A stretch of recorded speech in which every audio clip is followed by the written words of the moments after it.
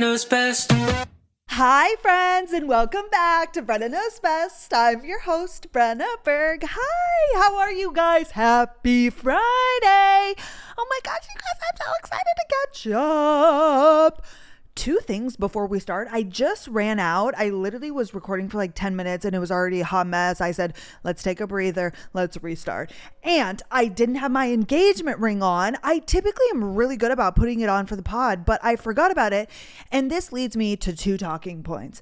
Number one, I made a TikTok yesterday about the ring situation because people always point out when I don't have it on, and I've talked about it before, how it just like overstimulates me. Like when I do things, I understand it's a big ring. Okay, and I'm not trying to be a bitch. I'm not trying to be cunty. I'm not trying to say, oh, look at me, I have a big ring, but I'm just making an objective observation. I'm not sure if that's what you would call that. However, it hits things. And even though, okay, this has nothing to do with the size. Like when people wash their face, you have your rings on, like, oh, you're getting it dirty. And I feel like I just like want clean hands when I wash my face. And there are two kinds of people in this party. I'm sure there's obviously a third option, but there are like women that always comment on my things where they're like, I never take it off. Like, why do you take it off? And I'm like, am I not still engaged if I take it off? Like, what is the real big deal about me taking it off? You know what I'm saying? Like, do I really need to be up in my house and have this thing on 24/7? Like, I'm sorry. I understand what a ring represents and I love it. And I'm in love with my partner. We all know this. But like, it's a fucking ring.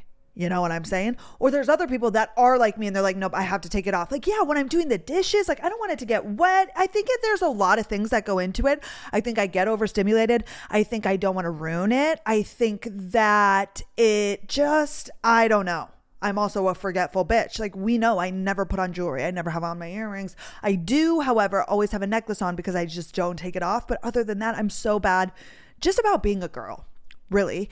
Now, this leads me to my second point. I was looking around for it, and you guys know I had that Amazon event weeks ago at this point, and I got those little heart-shaped trinket little tray sort of situations. I have one on the kitchen island, one in the bathroom, one on my desk, and one on the coffee table. And I love them. The ones I use the most are obviously in the bathroom and the kitchen island, because when I'm cooking or doing the dishes or what have you, I like to drop it in there. And obviously I'm in the bathroom when I'm about to wash my face and do stuff like that. I like to put it in that one. But okay, the one in the bathroom is currently full because I'm having a hard time organizing my jewelry, which is what I wanted to ask you guys. How do you organize your jewelry? And I actually went to Target not that long ago, and they have, like, obviously there are jewelry boxes, but something that just like is a constant struggle for me is I'm one of those bitches who, wait, some girls are psycho about this. I'm not that psycho, but if I could have countertops with nothing on them, that would be my dream. I'm not that anal about it though. Like, you know that there are women. Actually, I read a Reddit story on this. There was a man who he had wrote into Reddit because he was the cook of the family, the husband, and his wife was just like the designer, whatever. Okay, well, like they didn't have these specific roles, but like he was the cook, like he cooked all the time.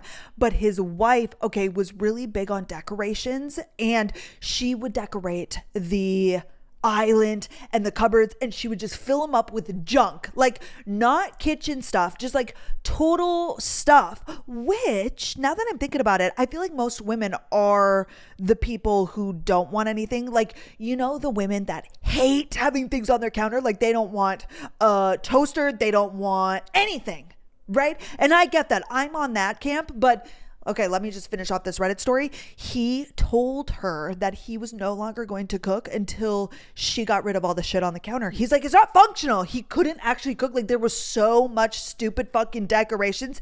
And I would get that. I would also put my foot down because he was like, how can I even cook? Like, none of this is functional. He has to put away his actual tools and things that he was using Okay, I'm not sure how we got here, but you're one or the other. And I am the one where I prefer not to have things on my counter, which number one makes it really hard for like my skincare and deodorant and perfume. Like there are products that I use pretty much every day. Obviously, my deodorant, my perfume, my moisturizer for the time, my little serums, whatever. But they all sort of gunk up over here on the side of the thing, which is fine, but like I hate it. And then I'll throw them in my drawer, but then the drawer is so full and then I can never find what I'm fucking looking for. Does anybody else have this problem? It drives me insane. And this is how I feel about jewelry and like a jewelry box. Like a jewelry box is the best way to organize the jewelry itself, but like I don't want to set it somewhere. I guess I could like maybe put it under the sink, but that's also annoying to me. I would rather use my little heart-shaped thing and just throw it all in there, which is what I've been doing, but that's also annoying because I'm kind of getting more jewelry. Not a lot, but like I just have a few things too many to use that. And I also use that thing when I travel. So then I have to dump it out. And that's what currently happened. Whenever we just went to California, I dumped it all out in my heart-shaped trinket little tray in the bathroom. And now it's full of fuck. It's full of fuck. It's full of shit. I'm so sorry. I don't know what's like really gotten into me today. Has not been my morning. I feel a little bit out of sorts, but we'll keep it moving. It's full of shit is what I was trying to say. That led me to ask you guys, what do you use? And there are some though. I used to have one from Home Goods, like the standing up ones where it's like a little bit thinner and doesn't take as much room. You can put the little bracelets on the little hoop and then it has things for your earrings and like your necklaces and whatever. It's great and dandy and fine, but I also just hate shit. Like I hate having stuff. It's not that big of a deal, but it like kind of is something that I struggle with. Anywho, it doesn't matter. Let's catch up on the week. Okay, Carter's first influencer event. Y'all, I was dead. Wait until you hear about this thing. Wait before we get there. The dress.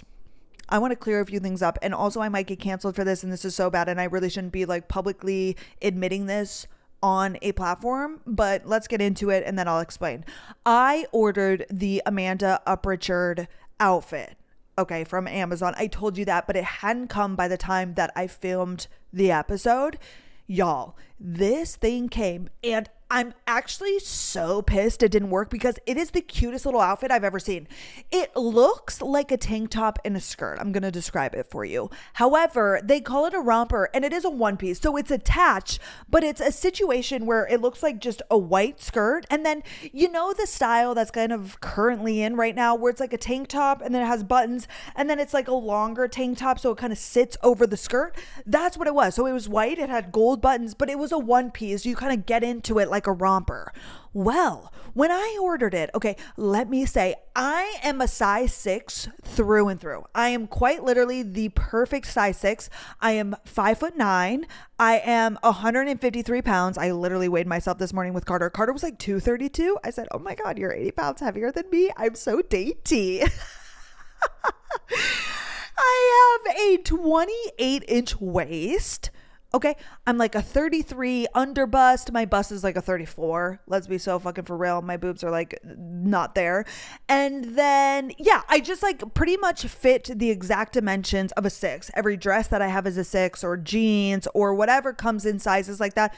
I can always go with the 6.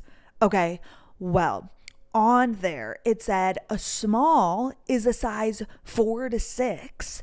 Okay. And then a medium is a size 8 to 10. Like, when they break it down to figure out what size to get, I'm like, oh, well, a 4 to 6, like that's on the lower end. But I am a 6, but an 8 to 10, like that's too big. And this outfit in specific, if it's big, like I kind of wanted tight around the bust. So it just like looks really good and lays flat. I'm going to look frumpy as hell if I get an 8 to a 10. You know what I'm saying? I get the small. And I don't think that it would have made a difference if I got the medium. I want to say that first. My ass cheeks literally out. I put this thing on. It fit perfectly around the body. It might have been a little tight around the butt. I'm not kidding. It didn't even make it past, not my ass crack. Okay, but you know where your like butt folds over to your thigh? Literally did not go past that. You could, I couldn't even pull it down enough to cover my butt, just like standing stick straight thin. Okay, I said, what the fuck? What the actual fuck? It didn't work. I'm still upset because it was such a cute outfit.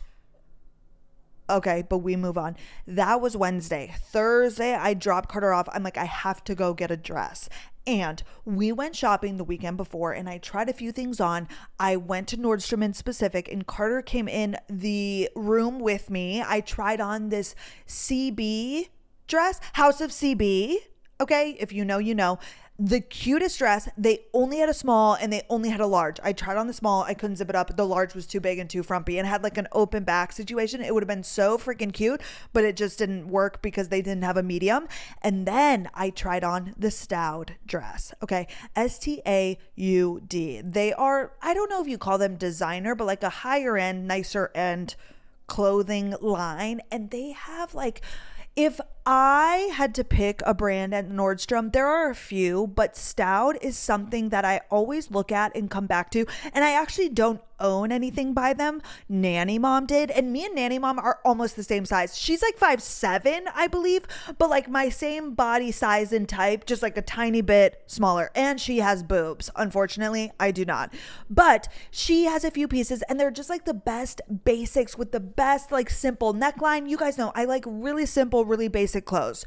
Well, when I went with Carter last weekend, I tried on this white size 6 dress and it was perfection. Okay, but it was $350 or something like that. I'm like, God damn. Okay, and here is another thing we have talked about together here on this podcast, you and me. I want to start investing in good pieces. Okay, but with that being said, I need to know that I'm going to wear the piece again and again and again. And tell me if I'm wrong here. White dresses, I feel at the age of 27, well, number one, I don't think white is like a go-to color of mine. Like I don't love wearing white. It's just not something that I gravitate towards, and especially an all white dress, because I feel like as a 27-year-old, a lot of the things I'm going to be going to where I'm wearing a dress are bridal and bachelorette or like, I don't know, baby showers, and there's always color. Like I can't really wear white dresses to a lot of events, which sounds so dumb and it's not that serious, but I think a lot of you will understand what I'm saying. It's just such a specific event that you can typically wear white to. Like I'm never going to be able to wear that to a bachelorette thing or obviously a wedding, anything wedding or bridal related with friends, obviously, which is going to be a lot of what I go to in my next like 10 years. Also with like baby showers and things, I feel like it's always color, like florals or blue or red or pink. And like I would get so much more wear out of a colorful dress. Like I have this purple silk Aster the Label dress, their Gaia dress, which is like, I think very popular. I've worn it to like multiple weddings at this point. I bought that dress, which I don't even think was really that expensive, maybe $200, like $180 or $190. I could be wrong, but I've worn it like multiple times. And when I got it, it's a lavender purple, like that's perfect. A white dress, and specifically the one that I got, I'm like, am I really ever going to wear this again? I don't know if I would. I love the cut. If it was red or pink or blue or a color, hands down, I would have gotten it and felt good about it. But when I went shopping with Carter, I'm like, I just can't justify this cost for a white dress. Does that make sense? That was a really long explanation, but I think a lot of you will like understand. I guess if you are a girl who's going to get married and like have a fuck ton of bridal things, you'll wear white dresses, but that's not me. And you guys know that. When it comes to other events, like white is just not really a color that I feel like we'll often wear. Maybe you would, but I wouldn't. Okay. I let the dress go. I said, I'm not going to spend this much money on a white dress. Well, the Amanda Uprichard one comes in the freaking mail from Amazon and it didn't work. So Thursday, I had to find a dress. I had not a white dress to wear. It's not even like I could have made the Amanda Uprichard thing work. It wasn't going to work. My ass crack was out. Okay. I go to the mall. I go to Abercrombie. I go to Dillard's. I go to Anthropologie. I go to Aritzia, and nothing is hitting. Like, of course, there were some white dresses, but like the whole cocktail thing, nothing that I was loving. And I went into the shopping experience, which this is the part that's like really not good. And I will stop doing this, which I have never actually done this before. But I'm like, I'm going to this event. It's going to be 70 degrees. I'm going to wear it for 1 hour. If I find a dress that has a tag that I could hide and then bring this back tomorrow, even if I don't love it, I'm going to do that. Okay, should I not have said that out loud? I'm sorry. I was like, I really probably shouldn't have said that. But I go to Nordstrom. I'm looking around. I'm trying on things. Nothing's working. And I know that Staud dress worked. I walk on over. I look at the tag and I'm like, oh, I could definitely wear this and return it. Y'all, I'm not going to say if I did or didn't. Okay. Allegedly I did. Cannot confirm. But that's what I did. Oh, is that so bad? They took it, right? I'm going to keep my words light here so nobody comes at me for a crime. I was so fed up. I tried on so many. I would have happily gotten like $100 dress that I could potentially wear again, but nothing was working. And I was like, I knew that this dress worked. The tag works that I can hide it and return it. That's what I did. I'm so sorry. So I tagged it on my story. I actually got one girl who was like, bitch, what the fuck, a $300 dress, which I understand. Okay. Nobody obviously bought it. And that is the thing. You know how influencers, I've talked about this before, they do big hauls and then they return stuff, or the girls that do Amazon, they do a video and then they return it. I don't think that is their fault, because if you saw a dress that I was wearing that I ended up returning, but you still like that dress, like you still like that dress and got it. That is up to you to decide and buy. So I'm not going to hold that on my conscience. Okay, let's keep the story going. I get the dress, I get home, I get all ready, or not quite. Actually, Carter came home a little bit early. He told me at like 3 that he could come home. So I went and picked him up and then I got ready. We dressed up. He just wore like a normal, I don't really know what cocktail for men is, but dress pants, his nice little sport coat, so on and so forth. And with these little influencer events, they often send an Uber code. Okay, they send you this Uber gift card, which it's really fucking nifty. It only allows you to go to the address of the event. Like they are able to put like parameters around it and like at a certain time. So like the code only works from 4 to 10 and you can only go to this address. Like this address has to be in there. That way people use it for the right thing. It's not like they're sending a random $50 gift card and then I don't go to the event, but then I have a $50 Uber code. Like it's specifically, you have to use it for this thing, if that makes sense. I got the Uber code and we leave a little after 5. Carter obviously worked till 5. It said that it started at 5, but it was like 5 to 7:30 and it was like a bunch of bites and that sort of thing. It was like a come and go situation. But I told you before that only 10 couples were invited. And that day, because I'm a nosy bitch, I go onto Loverly's account and I'm like going through their following, which they follow like 1,700 people. I'm like, bitch, what are you doing? But I noticed that they followed a few Dallas Cowboys cheerleaders and a few of them had recently gotten engaged. That's who was there. I didn't go up and introduce myself to anybody. Wait, okay, let me back it up. I just wanted an idea, like if I was going to know anybody, but we Uber over there. It was literally like a 4-minute Uber. It was right up the street.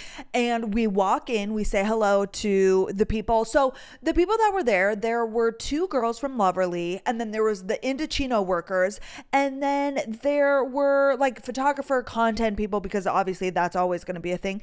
And then there were couples there and I didn't recognize a soul. And after the fact, I went back and I think majority of them were Dallas Cowboys cheerleaders, because naturally those girlies can just like get a decent following on social media for being a Dallas Cowboys cheerleader. But everybody was with their partners and there was definitely some people that knew each other. And if there were more like parts where we could interact, I would. Like at the events that I've gone to, I have no problem going up to people and I like meeting people, but this was not the vibe. Okay. And I had Cutie Carter with me, which was so much fun. But we walk in, we first talk to Kayla, who's like a part of the Loverly team. She's from Charleston, I believe. She was so sweet. And then we start talking to like the head person at Indochino, which was amazing. They had like a charcuterie board, all of these things. And then one woman from Loverly, Natasha, she was amazing. We start chit-chatting with her. She's telling us she's from Australia. She lived in Dubai. She now lives in Austin. Her boyfriend, she's not engaged, her boyfriend runs like a lithium company. So obviously Carter's getting into that. She was so cute. She was so fun. She was so fresh.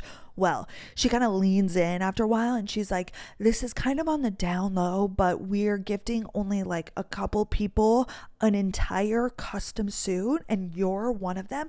And y'all, okay, it 1000% has to do with follower count, which like is fucking crazy, because why else would they? Like, who is more worthy than another? Which that doesn't make a person more worthy, but just to like give you inside scoop, I'm like, that's fucking crazy, because it is so interesting when I think about myself as a content creator. Like, I don't even share Carter. Like, I've never shared him. I obviously did the engagement post, but that was it. Meanwhile, these other girls, like, yeah, they might have less followers, but like their whole account is like their partner, you know, it's like cute couples photos because people love that. I'm like, damn. So Carter's like, yeah, babe, hook it up. Carter got a free custom suit, like $600.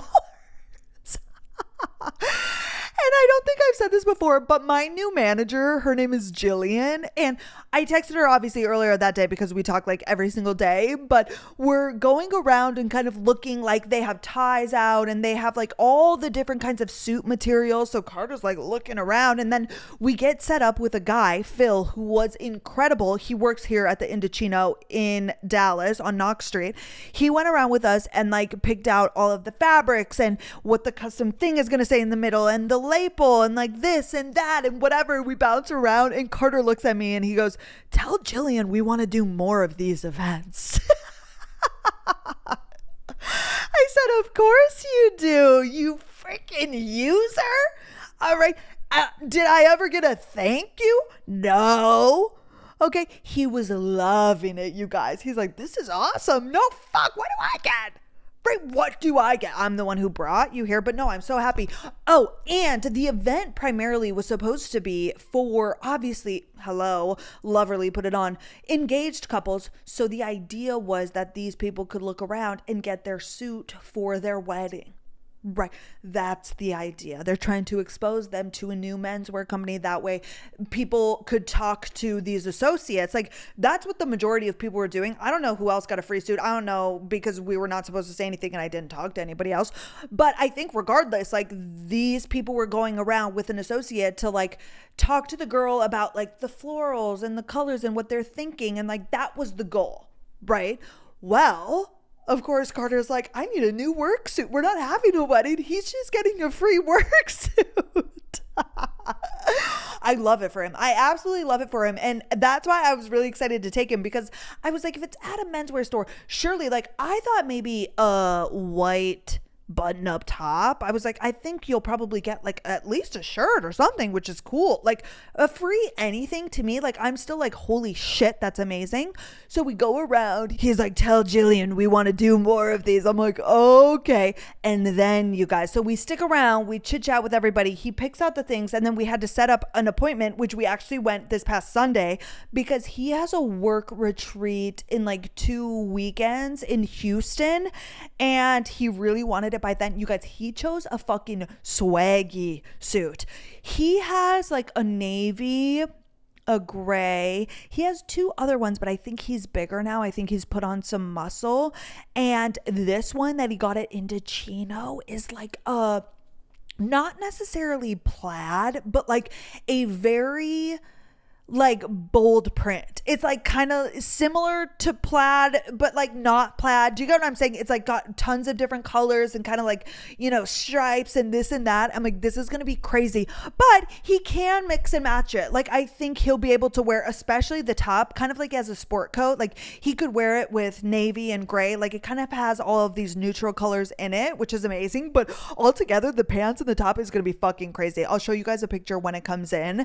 However, he picked all of that out, but then we had to set up a second appointment to go in, which we did for this past Sunday. And okay, we'll get into that, to do all of his measurements, because they weren't going to do all of that there. There was like photographers and all of this stuff set up. Well, then we go to leave and Carter's like on cloud nine. He's like, this is sick. I get a free suit. I'm like, yeah, you're welcome.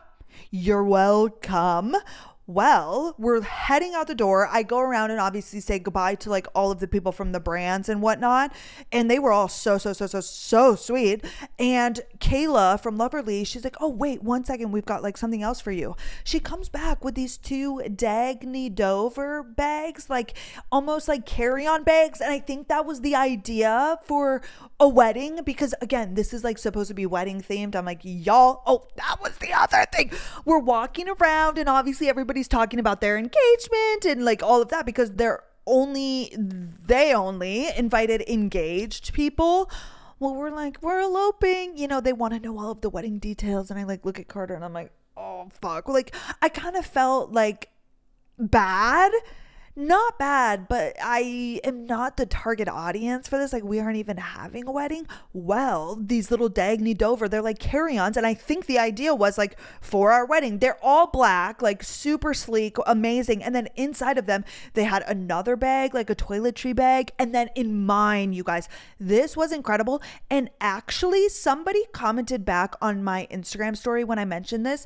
They put together, it's literally a folder. They had a step-by-step guide all printed out, like multiple pages of how to change your last name, everything that you're going to need to change your last name, which I know that changing your last name is apparently like super controversial, but I am going to.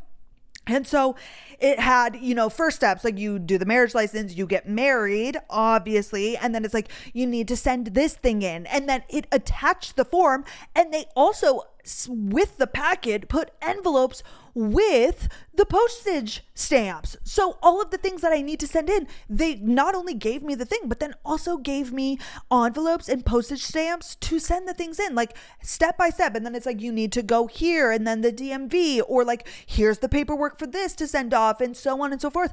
Incredible. And this is the part that the person messaged me on Instagram about. That would be such a good bachelorette or like bridal shower gift to gift to your BFF or a bridal shower person that you're going, give them this packet. And like, it seems so silly. It's not like a fun gift, but to print all of that out, like instructions and then the paperwork that they're going to need to send off, incredible. 10 out of 10 recommend. I'm like, oh my gosh, like I have everything right here that's going to guide me through changing my last name.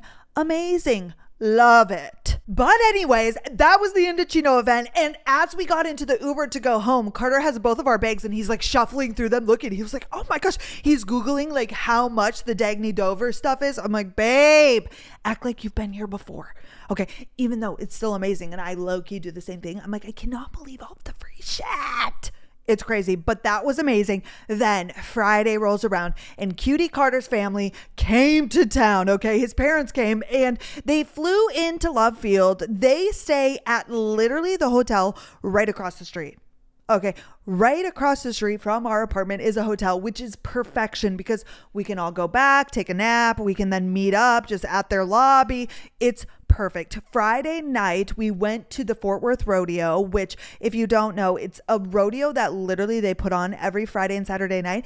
And Carter's dad had never been to a rodeo, which is so surprising to me because he hunts, he fishes, like they have the Montana house. I'm like, how have you never been to a rodeo? Me, on the other hand, growing up in North Dakota, I've been to more rodeos than I can fucking count on everybody's hands that listen to this podcast. You know what I mean? Like I've been to so many goddamn rodeos, but it is really cool and it is really fun. And Carter's dad loved it. He's like, I've never felt more American. Like they have the fireworks and like it's so patriotic. And they not only sing the national anthem, but they also sing from the lakes of Minnesota to the hills of Tennessee, across the plains of Texas, from sea to shining sea.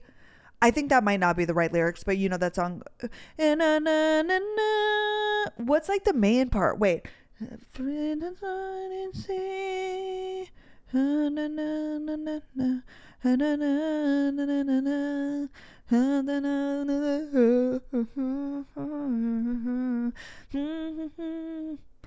Proud to be an American? Yeah, proud to be an American.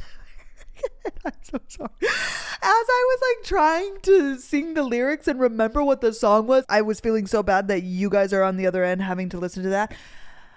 And I'm proud to be an American, where at least I know I'm free. And I won't forget the man who died and gave that right to me. And I gladly stand up. It really is like so patriotic. I loved it. It was amazing. And I obviously like have been to rodeos before, but they have a girl that brings out the flag on a horse. And as we're singing Proud to be an American, at first she's walking. So it's like from the hills. Okay, Brenna, you don't have to keep singing the fucking song, but she's walking and then she goes into a trot and then she goes into a lope and then she's like fucking running around the goddamn stadium and the flag is going. It really is like really freaking cool. And y'all, this man, one of the like circus monkeys or clowns or whatever, you know, that like make sure the bulls go their directions and they take care and make sure that everybody is safe. He literally, the bull got under him, whoosh, into the air. He like floated. He came down and he was able to kind of somersault, but I'm like, oh, that's a fucking hurt in the morning. Actually, you guys, when I was a child, I never got to see him, but before my mom met my stepdad, okay, and I didn't really like that man. He was an alcoholic, but before he met my mother, he used to be a bull rider. So he had a ton of like photo albums and stuff. And I'm like, oh, that's why you're fucked up in the head. I mean, no offense, but like he literally had been stomped on by a bull. You're going to have brain damage and it kind of checks out. However, that was that. We wake up and then we went to Snooze. It was really just a bunch of eating. We went to Snooze. We went to Terry Black's. We went to North Italia. And then, so Carter's dad left on Sunday, but his mom has a friend who lives like 200 miles west of Dallas, and she always tries to plan a visit to see her. Like last year when they came, she had drove out to see her, but this time her friend was coming into Dallas. That way she could go shopping. And because Carter's dad had left, she just stayed at the hotel with Carter's mom. So Sunday night, we got dinner with them. I'm trying to remember where we went. I'm not sure. Oh, we went to Mexican Sugar, which the food and the service wasn't that good, but you guys, the location was gorgeous. We sat on the second floor outside and you're like in the city. It's right over by the Crescent. If you're familiar with Dallas, you're probably not. And it's just like views and views. The Ritz-Carlton is right there and the heaters were on, but it was like really nice. The vibes were immaculate. The food and the service, bad. Okay. And then Monday night, you guys, Carter's birthday was Tuesday. Oh, cutie Carter is 28 years old. His birthday was Tuesday, but his mom's flight was at like 4 p.m. And obviously he had to work on Tuesday, so she wasn't going to see him. So Monday night, which we pretty much celebrated his birthday all of Saturday. Like his parents got a cake on Saturday. Hello, what did I just say? We pretty much celebrated all weekend. Okay, with all of the things, and like that's why they came. But Saturday they got a cake, like we did sing happy birthday with the candles and all of that. So we pretty much already celebrated, but obviously we just wanted to spend as much time with his mom as we could while she was here. Monday night we go to Cheesecake Factory. I've never been to the Cheesecake Factory. That was my first time, and honestly I have no thoughts. Like it's fine, it's a restaurant, it's whatever. That menu is like low-key so annoying how many things they have. I got a like turkey bacon, chicken bacon ranch club sandwich. It was delicious actually with avocado. It was wonderful with fries. It was basic. We didn't actually get a cheesecake. Oh, wait, let me add. Monday morning, I had my second blood test, my second and last blood test. Okay, how could I forget about this? Y'all, the woman who took my blood the Monday before did not remember me. And that honestly made me so sad because I thought we bonded. However, I understand she probably sees, like, I asked her, I said, how many people do you see? Because I was so deeply offended that she didn't remember me. And I didn't say anything. I was just curious. And she said, like, anywhere from 30 to 40. Because the other reason why I asked is, like, I'm in and out of there. Like, they literally, again, I know this is kind of gory. They put that needle in you, they take the blood, and then you're out. Like, it literally takes, I don't even think 5 minutes tops. Like, she does the thing. They're so efficient. So I was so curious. I'm like, if they get me in and out of here in like 5 to 10 minutes, they could see so many people. So she was like, yeah, we see like anywhere from like 30 to 40, I think she said. But she was so kind to me the Monday before, and she did not remember me. I also had to do a urine test. So this was a Monday morning. I'm slowly getting my results back. You guys, one of my things is out of range. Remember how I told you on the interface? Wait, should we check right now? I think we should. It comes back. So I have like 84 in range. Okay. And then one was out of range. And I'm going to explain what is out of range. So it was under the nutrients, like it breaks it down under kidney, liver, heart, all autoimmune, all sorts of things. But this one I think was under nutrients, and it wasn't iron itself. My iron levels was actually really good. My iron levels were actually really good. Am I actually a dumbass? Yes. Let's just get one thing straight. Yes. However, there is this thing that's like the iron binding capacity, I believe. Yes, that's exactly what it is. Okay. Iron binding capacity. So this assesses transport of iron in the blood and can diagnose and or monitor iron deficiency or iron overload. So basically the ideal range is 250 to 450. I'm not sure. Okay, it's a milligram. Oh, that's not right. I don't know what the thing is or like the unit of measure, but it's 250 to 450 is what it should be. Mine's 248. So I'm 2 points out of bounds, but basically, and I'm going to check with somebody after I get all of my results. It's only a little bit harmful, or like it would be concerning if my iron levels were really high or really low, but my iron is good. My iron was within range. So this iron binding capacity, it's transporting iron is what I'm gathering. So like the iron attaches to this. So if this were out of range and then I had a lot of iron, it would be like doing too much. Or if my iron levels were low, this binding mechanism would be like too attached. I'm probably so out of bounds with this explanation. That's probably not correct at all. But so far, that's the only thing. A lot of other things I've gotten back. Oh my gosh. I also found out I have O negative blood. I'm sorry. Why did I never know that? Why did we learn so much about blood types in school and then I've never known?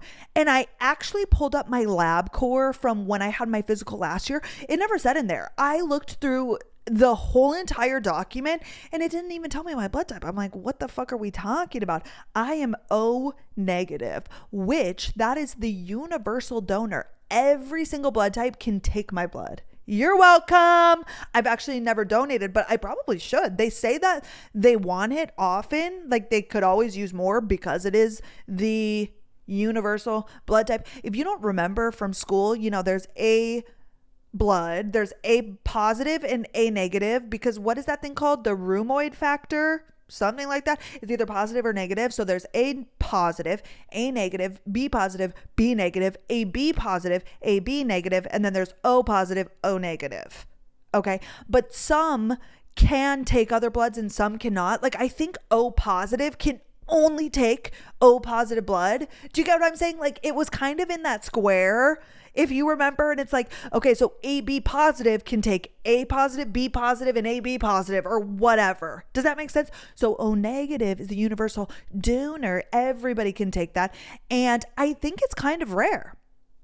I always knew I was special. Okay, so that was a nice confirmation, but that's my health and I'm finally done with that. But I made a TikTok, y'all. We woke up at 5 a.m. this Monday. The Monday before, when I had the first blood test, we woke up at like 8. No, not 8. That's way too late. Like 7. We just didn't go to the gym. So I think we like got up out of bed at 7. 7:30 maybe. Carter got ready. I dropped him off and I went straight there. Well, we wake up at 5. Okay, I have to fast, which only means like the eating part doesn't bother me. I couldn't have caffeine until they took my blood. All I could think about is caffeine. Oh, I just wanted a sip of an Alani Nu so bad. I go to the gym. I'm trying to read my little book. It's like 6 a.m. I still haven't had caffeine. I'm like, how am I going to make it to 9? I literally ended up bringing my Alani inside because the last Monday, again, I wasn't fiending for it, but I hadn't been up as long. Okay. I literally left it in the car the first Monday. So then when I got out there, I said,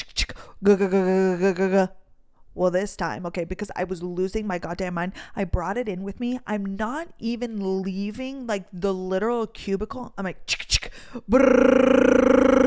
I was like so unwell, and it actually, like, I was wondering if in this blood test there's going to be a way to tell like if I have too much caffeine in my system, because I feel like it really is an issue. I'm so fucking weird about being so healthy and eating right and exercising, but my one downfall is probably my caffeine consumption. Like, it's not okay. It's really not okay. Something that does give me hope though, okay, let me just say this, LaDonna, okay, which I need to call her, by the way. She drinks coffee sun up to sundown, and she has my whole entire life. Like, I am not kidding. 10 p.m. we've got a fresh pot of coffee. And I'm not saying her health is great. She does have Graves, which is a thyroid condition that is really bad. She can't consume salt. Like, she has all of these sort of health things. Okay. Is the coffee related? I'm not sure. Nobody has ever said. And if they have, she's never stopped. And she is, you know, however old. We are not blood related. And that's not even what I'm talking about. I'm just saying that if she's made it this far consuming coffee sun up to sundown, I think I'm okay. But I really probably should get that under control. It's not good. It's really not good. But that was Monday. Oh, this is what I wanted to talk about. And it's so sad. And maybe I shouldn't be sharing her journey. But Carter's mom's friend, she was so sweet. Like, I loved her. So we saw her obviously Sunday night. We went to Mexican Sugar, and then Monday they offered me to go shopping with them. But again, I had this whole like caffeine crash out. I did my blood work. I got home and I really needed to like film and update and like do a lot of things. And they were leaving at like 10:30 or 11, and then they were going to be out shopping all day because apparently her friend had lost a bunch of weight and just really needed new clothes. And I really badly wanted to go with them, but I just had so much to do and I was feeling kind of all out of sorts from like withholding caffeine for myself.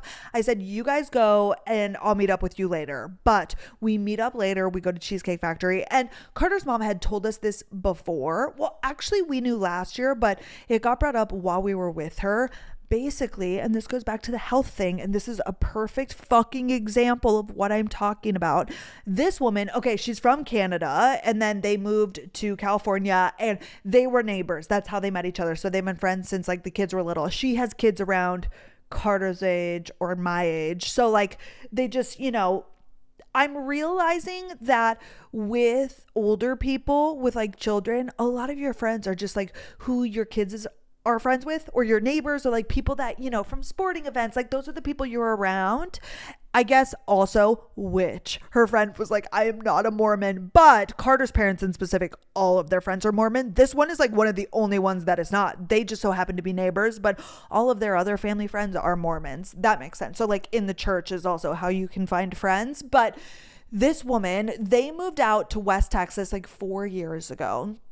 Okay, that is not relevant to the story. Her husband, okay, this is going to be really sad for a second, or like this whole story is going to be sad, but her husband's dad died of colon cancer at 59. He was diagnosed at 55. And if you don't know anything about colon cancer, it is popping up way more prevalently in women. And I will just say, if you have a family history or you have weirdness happening when you go number 2, like blood or something, you need to go get a colonoscopy, because the thing about colon cancer cancer is it is so preventable. I think it's like the most preventable cancer if you catch it. Like if you just go and do the colonoscopy, which I get it. Nobody wants to get a colonoscopy. And here's what I will say. I know that we're so young to be talking about this, but I think it's important. And actually Carter's mom said she got a colonoscopy in her late 20s because she was bleeding and they found polyps in her colon, okay, that they nipped in the butt. But the worst part is like the drink. You have to drink this huge jug of whatever that is, and then you literally do not stop pooping. Like you're up all night long on the toilet because that's what it's doing. It's like clearing out, obviously, your colon. Okay, that way they can go in and do the colonoscopy at the doctor and it's cleared out and nothing's like in the way. Obviously, that's why you do it. They actually sedate you when you do a colonoscopy. I'm pretty sure that's standard practice. And Carter's mom was saying like that part's easy because they knock you out. Like you're not there. You don't even know what's going on. That's fine. It's like the drinking of the juice or like the jug of whatever that is. It's not definitely not juice.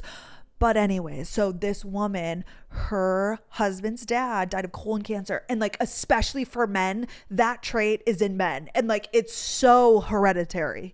Okay. That it is recommended. I'm so sorry, I can't speak.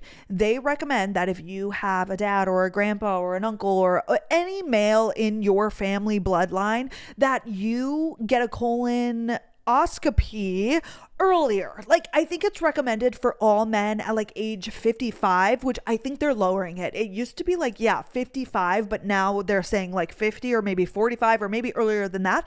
But especially if you have a family history of colon cancer, you need to go in earlier. They told this woman's husband at like 30 that he needs a colonoscopy. His dad had just died, or maybe it was 40. Whenever his dad was diagnosed, they were like, you need to get in and get checked. That way we can nip that in the bud, because a million times out of 10 it's hereditary and you could get it or do have it. Okay, her husband never went to the doctor. She actually set up appointments, like multiple appointments, and he literally wouldn't even show up. And this is what I'm saying with the blood work, with the things. I think a lot of us are either one, scared, we don't want to know, we want to pretend that something isn't happening, which is so bad, or we're embarrassed, or we just don't make the time. It's such a hassle to set up a doctor's appointment, so we just don't do it. Okay, she set up multiple appointments. Okay, he never went. 2 years ago, he lost like 50 pounds. He started getting sick, so on, so forth. Okay, he's in his 50s. He goes in, colon cancer. He was given like months to live.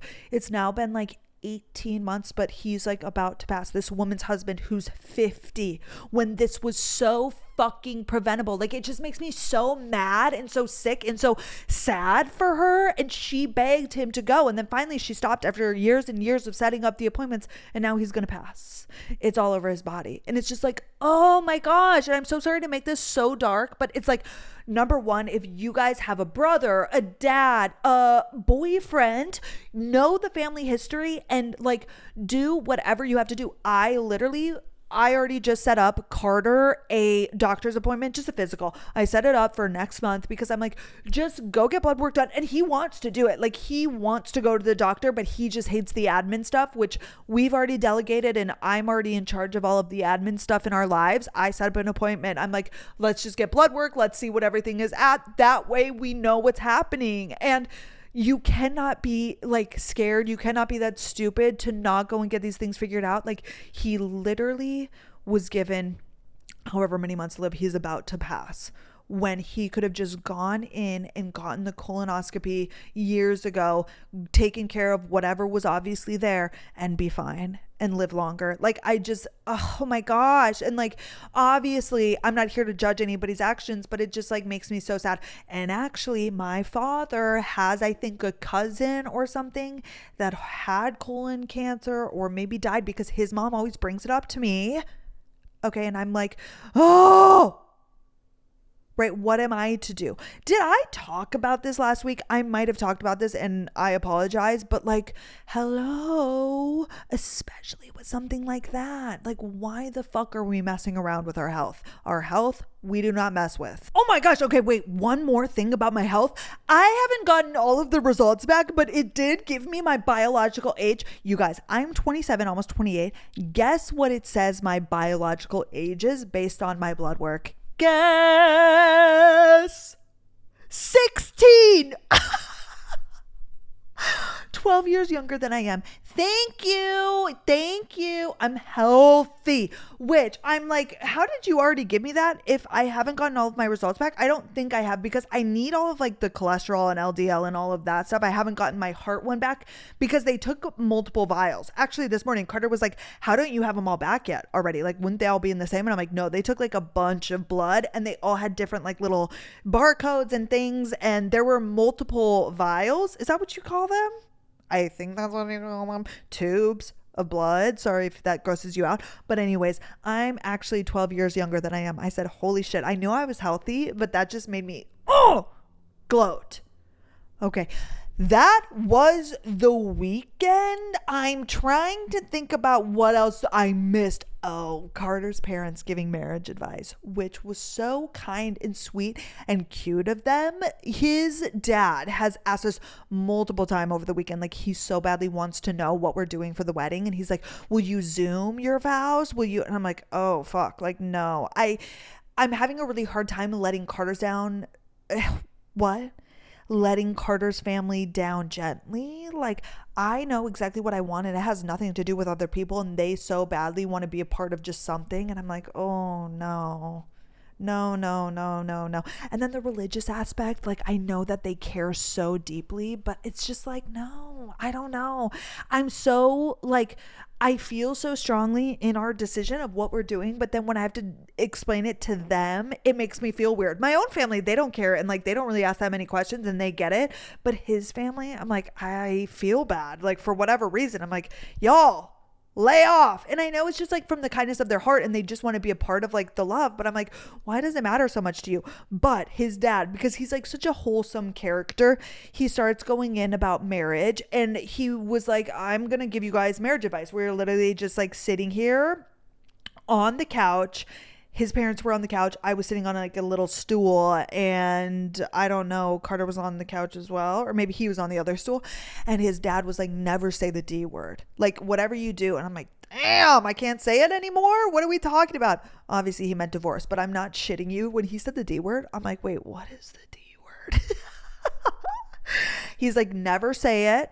Okay, got it. Done and done. Carter's like so adamant about that. Like he's already made that crystal clear. And then what else did he say? Oh, he said, find whatever it is. Like find the thing that you guys can always come back to. Like what can center you. And he goes, for us, that's religion. And I'm like, okay, like, are you trying to tell us that that should be ours too? He's like, life is going to get crazy. You've got the kids, you've got work, you've got bills, you got all of these things. Like you both might be going through it, but like you need to figure out how to come back to you. He's like, we also always did a weekly date night, no matter what, even when we were poor, even when we had the 2 young kids and I was in medical school doing my residency, making no money. Like we found time and we found a sitter and we went on a date night every week because that is the most important thing, that you two are together and aligned and you always put your relationship first. And they said such kind things about us. I'm like, what do you guys see like in our relationship? And they were like, you guys, number one, are so easy together. Like when we're around you, we can tell that like there's no tension, like you guys just exist. And obviously this is just like from their point of view, they don't really know, but they're like, a lot of people try really hard at the beginning to make a relationship work, and there's a lot of compromise and pulling and pushing and whatever, and that's not how it should be at the beginning of a relationship. He's like, you guys have such a good foundation and starting point. He's like, when relationships start in this like push pull and like compromise and whatever, and then you add on kids and bills and like stressful things and life things and the passing of a family member, it's like when you are starting and it's already so like tension-esque or just like so friction full, That's not good. He's like, you guys are frictionless. Like, as of right now, obviously that's not always going to be the case. Like, life is going to be so crazy, but that's why you need to start at this point of just like easiness. And he's like, you guys clearly both respect each other, and like, you both are such big supporters of the other, which is all important. He's like,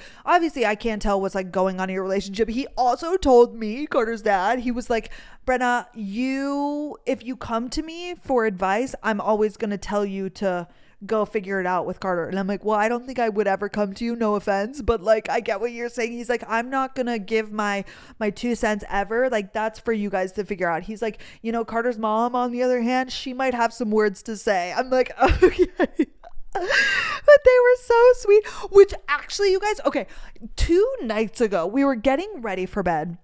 And I had seen a trend where a girl and a guy were going through like their anti-bucket list. Okay. Which is like, for example, mine, which I think she said on there is, I could go my whole entire life without going on a camping trip. Like, something that I have no desire to do is to camp, like to full out tent or even an RV. That shit is not for me, and I would live a happy life if I never did that in my lifetime. Okay. And I explained this to Cutie Carter. I'm like, I want to know what your like anti-bucket list things are. And of course, the first thing that comes out of his mouth, he goes, I could go the rest of my life without flying economy ever again. I'm like, okay. No fuck. Who wouldn't say that? Like, Carter, and I've explained this time and time again, his biggest gripe in life is just like things with a lot of people. And I'm right there with him. I told you guys, Disneyland and like the lines and all the people, I hate that. But he is to like the millionth degree. He so badly, like, a cost that Carter is going to spend money on. You know how we all have different like luxuries and things that we're willing to spend money on and willing not to spend money on, not willing to spend money on. His, like, the second we can comfortably buy first class tickets, that's what he's doing. Like, he cannot stand the airplane. I'm like, okay, well, that doesn't really count. And then the next thing that he said, I could go my whole life without going to another concert again. I said, wait, hold up. Okay. And not because I'm a big concert goer. It's the same thing. Like, as I've gotten older, like way back in the day when I was younger, I could go to like Wii Fest and I could go to concerts and be in the pit. And like, that was so cool and fun and great.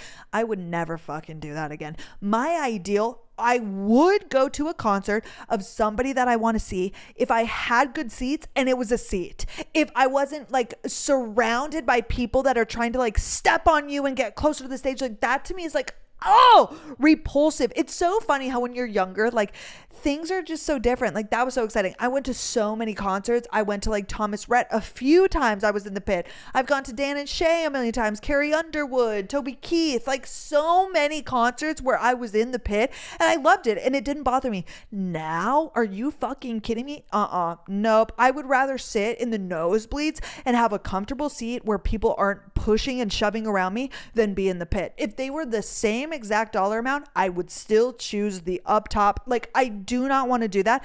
And I think that's what he was saying. Like, but the part that really shocked me was, I don't remember if it was on his Hinge profile or it was a conversation that we had on Hinge or like within that very first week of dating, but I think it might have been on his profile. He said that he wanted to go to a concert a month.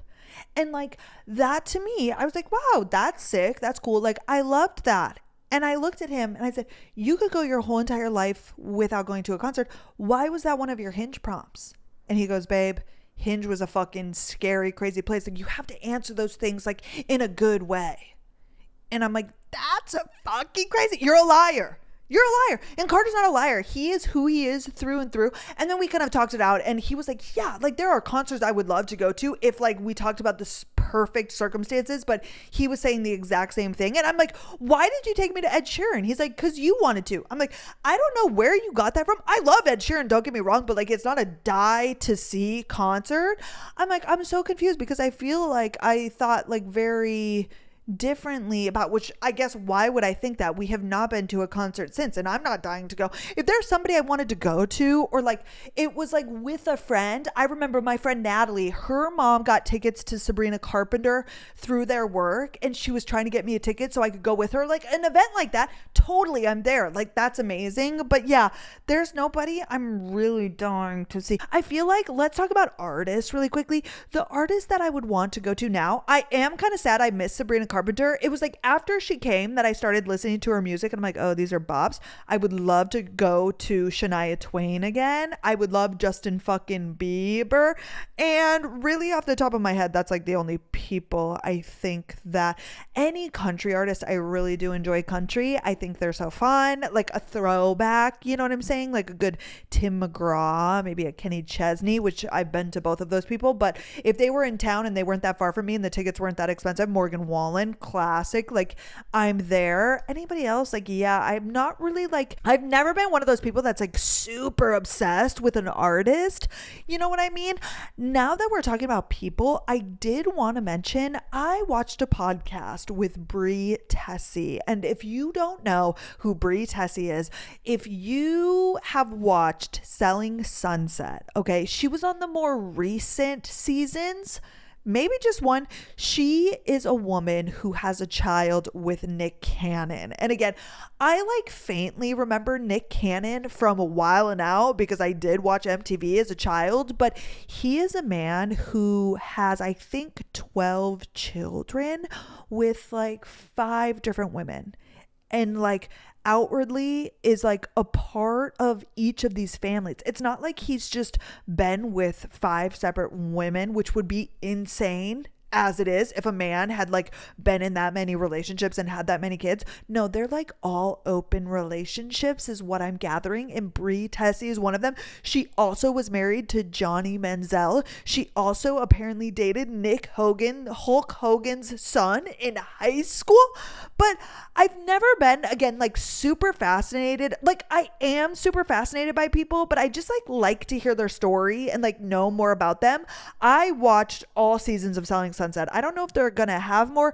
And again, like I loosely watch, like I don't really know or like honestly remember that much of the seasons. Like there's Chelsea, there's Chriselle, like I know the characters, but I just enjoy it for what it is, and then that's it. Well, Bre, she kind of got into a tiff at the end of this last season with this woman who, ironically, okay, Chelsea, she was in a relationship, I think had 1 or 2 children, she was married, okay, very outwardly Christian, I believe, and she like shit on Bre for her situation because she got knocked up by Nick Cannon on purpose, okay, and has his child and like does this whole open relationship thing, which whatever the fuck you want to believe about relationships, I'm obviously a monogamous person, but I'm not going to sit here and say people are bad because of what they do. Like I don't give a shit what you do with your life. Okay, it could never be me because I'm a psychopath, but like if you want to do that, pop the fuck off, you know what I'm saying? Well, this Chelsea character as a Christian is like super outwardly, you know, that's not right. You should be monogamous, so on and so forth. Well, it came out later, I think, that Chelsea's husband was cheating on her. I'm like, damn. You know, it does always seem to have a way with somebody being a bitch and like acting out, which her opinions are valid, but like, she never outwardly came at her, but she was talking behind her back. So then Bre confronted her and she's like, yeah, I don't think that your relationship is good. And she was like, honestly, upfront. Like she was very much standing by what she said behind closed door, which props to her. I don't think anybody's right. I don't think anybody's wrong. I think all of this drama is fucking crazy. But it did come out at the end of the episode that her husband was cheating. I said, damn. And Bre said, my relationship is fine, babes. Go check on yours. Okay, but I do feel like all of the characters are kind of misunderstood. And if you go online and you see people like rip them apart, and it's like, you don't know these people. Like, I'm never going to be a fan of that. Even though you see them, even though you think that you're kind of getting an idea of who they are, you don't know these people. And I don't like to just shit on anybody. There is a member, Nicole, who does seem kind of shitty most of the time. But again, am I going on this woman's page saying, oh, fuck you? no, because I'm not a crazy person. Well, I've never seen Bre outside of the show. Like, I had looked up Chriselle after, and like, you know, I see TikToks with her and her wife or girlfriend. I'm pretty sure they're married now, so on, so forth. But Bre has never really done any sort of like long form. Well, it came up on my TikTok and then I looked it up on YouTube. She sat down with this man, Paul Bronson. Oh, I fucked that up. I don't know. He is this man who has a podcast called Talk to Me. I'm fucking up every single part of this, but he is like such a intellectual man, and maybe he's not, but he just talks so professionally. Like, I think that he knows everything, and he's so kind and he's so soft. I've never watched him before, but I did watch his episode with Bre, and she kind of talked about her upbringing, and of course, like any sort of person on this planet has been through some shit as a kid, you know what I mean? And I do really appreciate people more when they go on podcasts and do long form and you're able to see more of their story. It was really interesting. If you watch Selling Sunset, I would highly recommend watching that, because she talked about marrying Johnny Manziel, and like he ended up getting kicked out of the NFL. He had major drug and alcohol problems, but he has like really bad mental health issues. And she talked about that and all of the heat she took then when she was just trying to help him. Like, there were so many things. And I'm loving this era of like people talking about the media and just like, for example, I read Britney Spears's book. I don't know if we ever talked about that. I asked Carter's mom for Britney Spears's book last year and I read it immediately, and I absolutely loved it, because Britney Spears is similar to her and Justin Timberlake, which I never like got magazines or like really was in the know when I was a kid. I was just like in love with Britney Spears. Honestly, when I was a kid, I don't even think I knew that she was with Justin Timberlake. If you honestly ask me, I just loved her music. And I also had a documentary in like the early 2000s on her, and I don't think Justin was a part of it then. I didn't really know that aspect, but in her book she talked about their relationship and how the media just ripped her a fucking new one, and it all was just like lies, and people just took that shit for truth, for Bible, and like literally they would just lie and make shit up to get sales so people would buy the magazine and read them and talk about them. And it's so fucking crazy. And that's like one beautiful thing about media today and podcasts, and you're able to just get like a deeper understanding. And I feel like the media is still fucking spreading misinformation, and they're going to do what they can to get clicks and likes and, you know, subscribes and all of the things.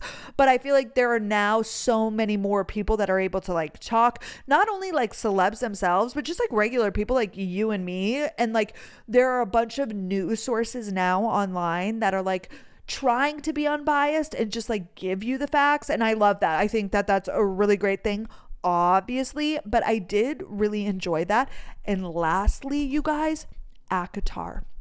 I finished A Court of Roses.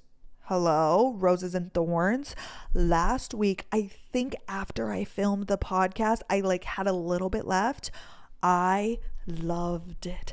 I absolutely ate it up. It's just a good book. Like I am trying not to compare the two. I will probably say, and obviously I'm only one book in, I am reading A Court of Mist and Fury now, which is the second book, okay, which I've heard is a lot of people's favorites, and I'm loving it so far. If you have read them, and if you haven't, you might forget this, so don't worry about a spoiler alert, or if you're anal about spoiler alerts, maybe don't listen to this. However, I'm to the part where they just went to Reasons. I said Risend, and then everybody was telling me it's like Recent. I don't know how you say his fucking name, okay? But she just got taken to his like second home, and she had the dinner with his those like Illyrians or whatever they're called, and then the two girls. That's where I'm at right now. I'm loving it. I am really sad though about her and Tamlin, and it does make me sad that it's not really seeming like they're gonna make it back together, or she's even gonna go back there. And I really love them, and I really love their story, and so like I am a little butthurt, but I am loving it. They're just like good books. Like I'm in them. I want to know what's going on. I want to read. That to me is a good book. Like if I can't wait to pick it up again, I love it. Okay, I will say, if at this moment I had to say Fourth Wing or ACOTAR, I'm gonna go Fourth Wing. Okay. And I'm not saying it's like that much better, but and maybe it's because I've read all of those books at this point, but okay, I do feel like I don't know. You can't compare the two. You cannot. But like as of right now, if somebody were to ask me, but let's see, let me get through the rest of the series and then I can answer that. But the first book, I loved it. And here's the thing, if you haven't read it, ACOTAR, like the first book, it like ended and it was an ending. Do you get what I'm saying? There wasn't a cliffhanger. Like it didn't lead up to a second book. It just had a good straight finish, which I actually really enjoy. And it doesn't really make a fucking difference because I have all 5 books anyways. But like Fourth Wing ended with a cliffhanger. I low-key fucking hate that because you're like dying to read the next one. Like no wonder everybody was dying to get to Onyx Storm because it like left you on a cliffhanger. Whereas if I would have read ACOTAR when it came out, it's just like a complete finished book. And I did really enjoy that. I'm like, oh wow, this like I feel good about this, put it down. I like gave myself a day to like take it in and then I started Mist and Fury and I'm loving it. That is my book update. Today, you guys, is the first day of spring. Happy almost summertime. Dallas is finally warming up, but it's been so fucking windy. The wind, y'all, has been insane. Like yesterday was 25-mile-per-hour winds all day long. I did not leave my apartment. I took May on a few walks, obviously, but like literally getting blown away. It was so loud. Oh my gosh. Hi, Tootsie Pop. Hey, love. What's going on? We're actually going to stop back at the apartment so I can change. Oh, right now? Well, I'll give you a heads up. No, it wouldn't be for probably another like hour and a half. Perf. Yeah, just let me know when you're coming. I'll just clean this place up a little bit just in case. I'm going to finish this podcast and then... Okay, yeah, sorry, love. No, you're okay. I literally was just ending, so you're good. Well, fun. That'll be great, babe. Sounds good. Is that why you're calling to tell me that you'll be stopping by? Yeah. Okay. Wonderful. Well, thank you, my love. Well, thank you. Okay. Okay, well, I'll see you in a bit. I love you. Sounds good. All right, love you, bye. Okay, bye. Oh my gosh, sorry. Carter just called me, which he never calls during the day, so I obviously have to answer. Did you guys hear how cutie he is? Anywho, that is my story. That is my update. I'm going to wrap this up here and we'll meet back on Monday, but more importantly, Friday. I love these little catch-ups. As always, leave your write-ins in the caption. I need to remember to say that. You can call in, you can write in. I love your guys' stories, and we will get to them on Monday, and then we'll catch back up on Friday. Thank you guys so much for being here. Truly, you guys are the best, and I hope you have a great weekend. Be safe, have a wonderful time, and I will see you on Monday. Okay, bye, guys.